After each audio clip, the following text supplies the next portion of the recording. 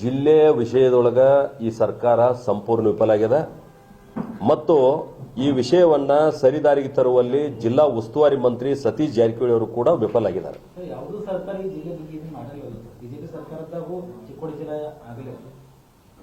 ಅದನ್ನ ನಾ ಹೇಳ್ತೇನಲ್ಲ, ಒಂದು ಈ ಜಿಲ್ಲೆ ನೀವು ಇದು ಒಂದು ಪಾಯಿಂಟ್ ಕೇಳಿದಿರಿ ಅನ್ನೋ ದೃಷ್ಟಿಯಿಂದ ನಿಮ್ಗೆ ಹೇಳ್ತಾ ಇದ್ದೀನಿ ನಾನು. ಆ ವಿಷಯಕ್ಕೆ ಇದಾಗಬಾರ್ದು, ತೊಂದರೆ ಆಗಬಾರ್ದು. ಈ ಜಿಲ್ಲೆಯ ಅಗಾಧತೆಯನ್ನು ನಾವು ಒಂದ್ಸಲ ಗಮನ ಹರಿಸಿದಾಗ ಈ ಜಿಲ್ಲೆ 50 ಲಕ್ಷ ಜನಸಂಖ್ಯೆ ಅದ.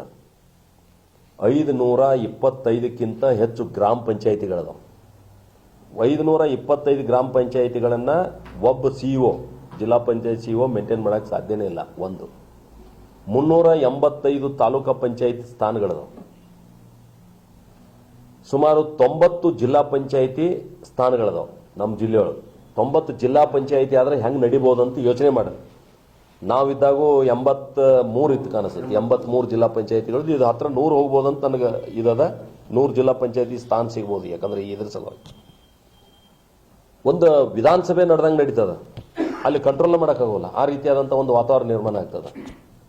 ನೀವು ಗದಗದಂತ, ಯಾದಗಿರಿ ಅಂತ ಜಿಲ್ಲೆಗಳಿಗೆ 3 ತಾಲೂಕಿಗೆ ಒಂದು ಜಿಲ್ಲೆ ಮಾಡೋದಾದ್ರೆ ನಮ್ಮ ಜಿಲ್ಲೆಗೂ ಯಾರ್ಯಾರು ಕೇಳ್ತಾರೆ ಕೊಟ್ಬಿಟ್ರಪ್ಪ ಜಿಲ್ಲೆ, ನಮ್ದೇನು ತಕರಾರಿಲ್ಲ. ಆದ್ರೆ ಸರ್ಕಾರ ನೇಮಕ ಮಾಡಿದಂಥ ಆಯೋಗಗಳು ಕೊಟ್ಟಿರುವಂಥ ವರದಿಯನ್ನ ನೀವು ಧಿಕ್ಕಾರ ಮಾಡಿ 4 ಆಯೋಗಗಳು ವರದಿ ಕೊಟ್ಟಾವ ಯಾವ್ಯಾವ ಜಿಲ್ಲೆ ಆಗ್ಬೇಕಂತೇಳಿ. ಆ 4 ಆಯೋಗಗಳ ವರದಿಯನ್ನ ಧೂಳು ತಿನ್ಸಾಕ್ಬಿಟ್ಟಿದ್ರಿ ನೀವೇ ಖರ್ಚು ಮಾಡಿ.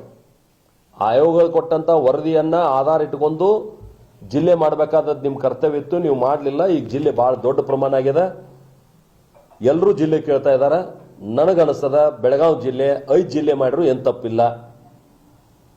ಅವ್ರು ಚಿಕ್ಕೋಡಿನೂ ಮಾಡಲಿ, ಅತ್ತಿನೂ ಮಾಡಲಿ, ಬೈಲೊಂಗಲ್ಲು ಮಾಡಲಿ, ಗೋಕಾಕು ಮಾಡಲಿ.